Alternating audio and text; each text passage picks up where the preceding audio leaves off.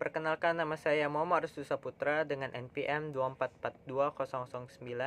Saya di sini akan mempresentasikan company overview dari PT Unilever Indonesia Tbk.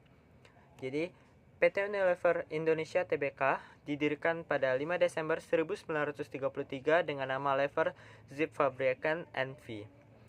Kini PT Unilever Indonesia menjadi bagian dari Unilever PLC yang bergerak di Industri Fast Moving Consumer Goods atau VMCG.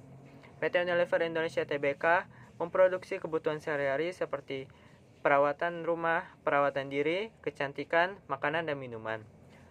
PT Unilever Indonesia Tbk juga memiliki merek utama seperti Rinso, Lifebuoy, Dove, Pepsodent, dan lain-lainnya.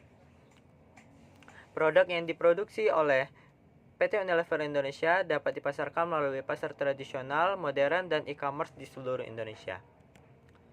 Struktur organisasi dan penerapan ERP dari PT Unilever Indonesia Tbk dimulai dari RUPS, Dewan Komisaris, Direksi, dan divisi masing-masing seperti marketing, supply chain, produksi, dan lain-lainnya.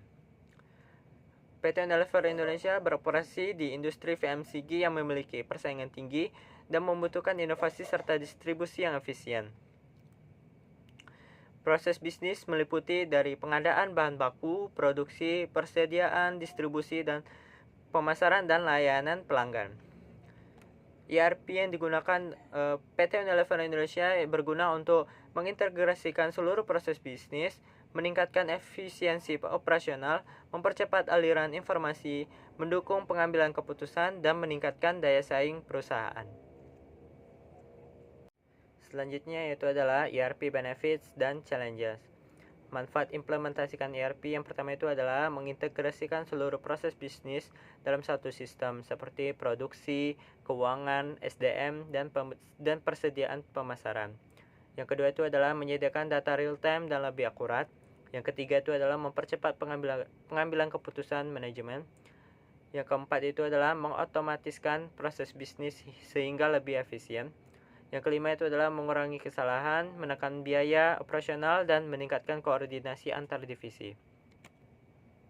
Selanjutnya adalah risiko dan tantangan implementasi ERP. Yang pertama itu adalah risiko. Risikonya itu biaya implementasi dan pemeliharaannya tinggi. Yang kedua itu adalah gangguan operasional saat proses transisi dan migrasi data. Yang ketiga itu adalah risiko keamanan data dan ancaman cyber. Berikutnya adalah tantangan implementasi. Yang pertama itu adalah adaptasi dan pelatihan karyawan terhadap sistem baru. Yang kedua itu adalah komitmen manajemen serta koordinasi antar divisi. Yang ketiga juga menjaga kualitas dan konsistensi data agar ERP berjalan optimal. Nah, selanjutnya itu ada business process mapping. Nah, process to pay itu merupakan proses bisnis yang menggambarkan seluruh aktivitas pengadaan bahan baku. Itu dimulai dari perusahaan membutuhkan bahan baku sampai proses pembayarannya itu kepada supplier.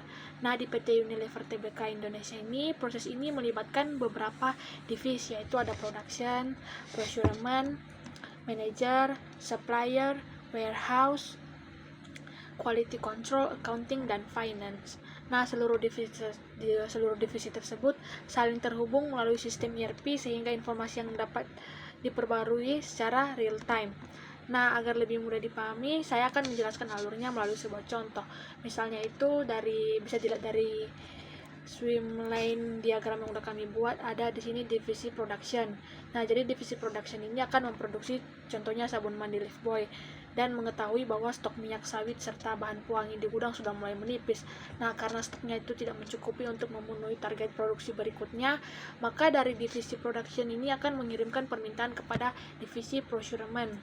Nah, setelah menerima informasi tersebut, divisi procurement itu akan membuat purchase requisition atau PR, yaitu dokumen permintaan pembelian bahan baku. Namun sebelum pembelian dilakukan, purchase requisition ini harus terlebih dahulu disetujui oleh manajer untuk memastikan bahwa pembelian ini memang diperlukan dan sesuai dengan anggaran perusahaan. Nah, kalau misalnya purchase requisition-nya itu sudah setuju, maka procurement itu kemudian akan membuat purchase order atau PO dan mengirimkannya kepada supplier sebagai pesanan resmi dari perusahaan.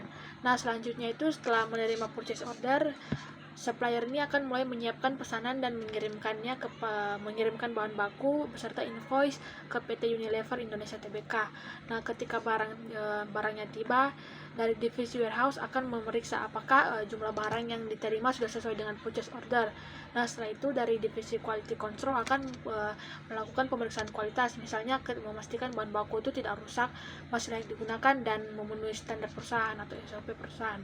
Nah, setelah itu jika hasil pemeriksaannya menunjukkan adanya ketidaksesuaian, misalnya jumlah barang yang diminta itu kurang atau kualitasnya itu tidak memenuhi standar, maka barang akan dikembalikan kepada supplier untuk diganti.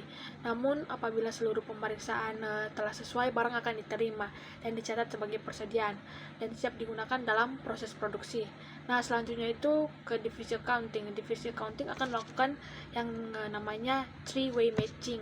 Nah, ini maksudnya itu mencocokkan 3 dokumen penting, ada purchase order, goods receipt, dan invoice dari supplier. Tujuannya ini untuk memastikan bahwa barang yang diterima benar-benar sesuai dengan barang yang dipesan dan nilai tagihan yang diberikan oleh supplier. Nah, apabila ketiga dokumen tersebut sudah sesuai, maka divisi finance itu akan melakukan pembayaran kepada supplier sesuai dengan perjanjian yang telah disepakati.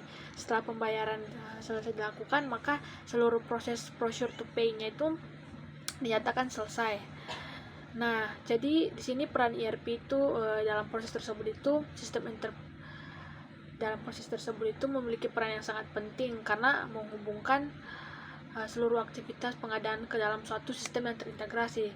Contohnya itu ketika divisi production menginput kebutuhan bahan baku, informasi itu bisa langsung dilihat oleh procurement tanpa harus menggunakan dokumen manual. Kalau setelah procurement membuat purchase order, warehouse juga bisa mengetahui kalau misalnya ada pengiriman barang dari supplier. Kalau sudah diterima barangnya, accounting juga langsung memperoleh data penerimaan barang untuk melakukan proses three-way matching, dan finance juga bisa melihat kapan pembayaran harus dilakukan. Nah, jadi dengan adanya ERP ini, seluruh informasi menjadi lebih cepat diakses, bisa menghindari duplikasi data, terus mempermudah pemantauan status pembelian dan persediaan secara real time. Selain itu, ERP juga membantu manajemen untuk mengambil keputusan karena seluruh data sudah tersimpan dalam satu sistem yang terintegrasi. Nah, jadi kesimpulannya itu bahwa penerapan ERP ini pada proses procure to pay ini di PT Unilever Indonesia Tbk mampu meningkatkan efisiensi proses pengadaan bahan baku, mempercepat koordinasi antar departemen, meningkatkan akurasi data, serta mendukung kelancaran proses produksi perusahaan. Sekian penjelasan dari saya, terima kasih.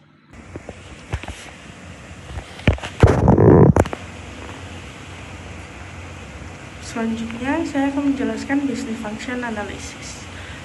Yang pertama itu ada apa sih business function analysis?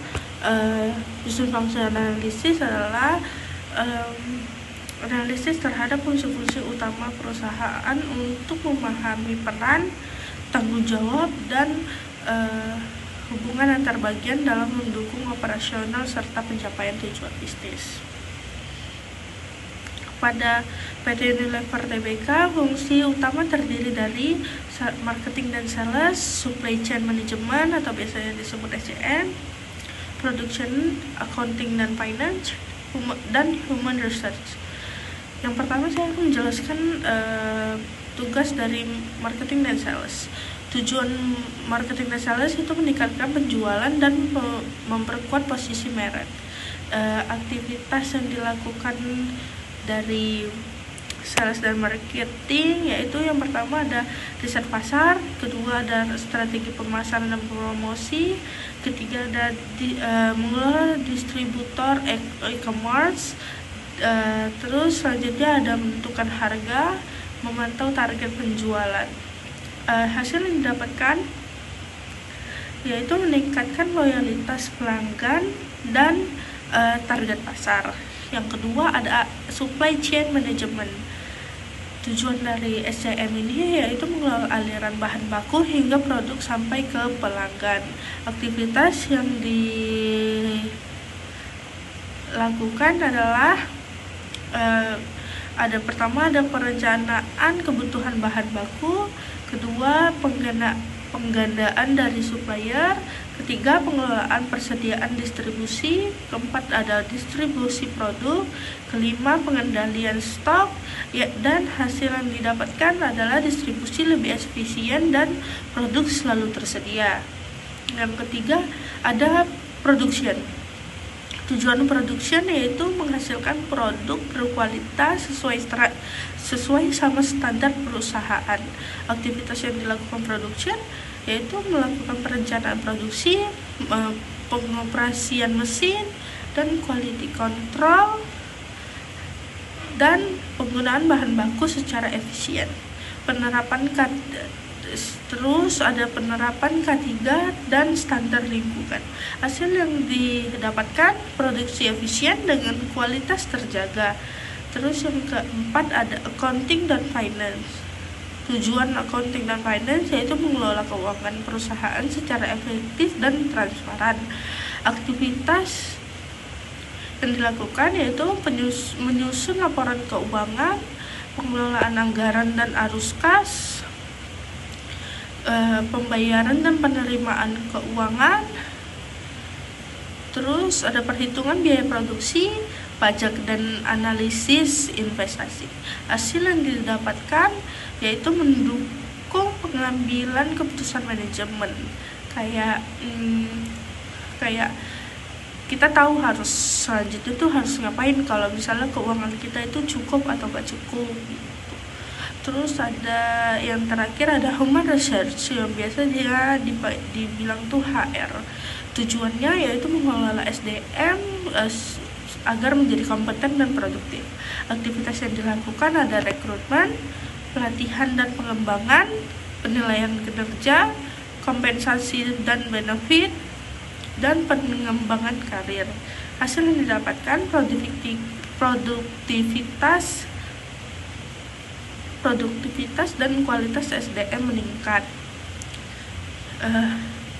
Yang terakhir ada keterkaitan antar fungsi bisnis. Marketing, sales, yaitu mengidentifikasi kebutuhan pasar. SCM mengelola bahan baku dan distribusi. Production yaitu memproduksi sesuai permintaan. Accounting dan finance mengelola keuangan dan biaya. Terus yang terakhir ada HR. HR itu menyediakan SDM yang kompeten. Selanjutnya, yang terakhir ada kesimpulan. PT Unilever Indonesia Tbk memiliki fungsi bisnis yang saling terintegrasi.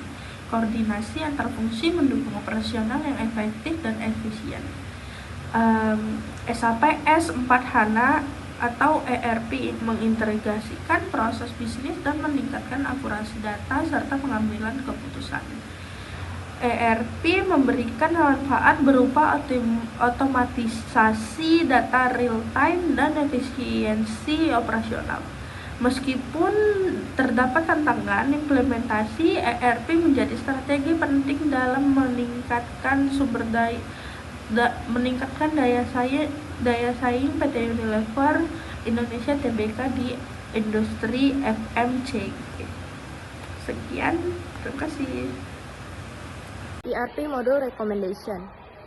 Yang pertama, modul Sales and Distribution dan Customer Relationship Management berfungsi sebagai marketing dan sales. Modul SD menangani seluruh alur transaksi penjualan mulai dari pencatatan pesanan dari distributor atau jaringan modern trade, pengecekan ketersediaan produk di gudang secara otomatis, hingga pembuatan dokumen pengiriman dan faktur tagihan. Struktur harga produk Unilever tergolong kompleks karena sering melibatkan program diskon promosi, potongan volume, maupun perjanjian harga khusus distributor. Modul SD memastikan kalkulasi harga tersebut berjalan otomatis tanpa penanganan manual. Selain itu, modul ini langsung terhubung dengan Departemen Keuangan untuk memeriksa batas kredit distributor. Jika distributor masih memiliki tunggakan yang melebihi batas, sistem akan menahan pesanan secara otomatis sebelum barang disiapkan di gudang. Modul Material Management dan Extend Warehouse Management berfungsi sebagai Supply Chain Management dan Logistik. Modul MM mengontrol alur pengadaan bahan baku dan bahan kemasan dari pemasok. Sementara itu, modul EWM berfungsi pada manajemen operasional gudang, termasuk penerimaan barang, penataan komposisi penyimpanan, hingga proses packing barang jadi untuk dikirim. Bahan baku dan produk FMCG memiliki batas masa kadaluarsa. Lewat integrasi MM dan EWM, Unilever dapat menerapkan prinsip first expired, first out, dan pelacakan nomor batch secara presisi. Hal ini membuat gudang mengeluarkan stok yang lebih tua terlebih dahulu, sehingga risiko barang rusak atau mati di gudang dapat ditekan.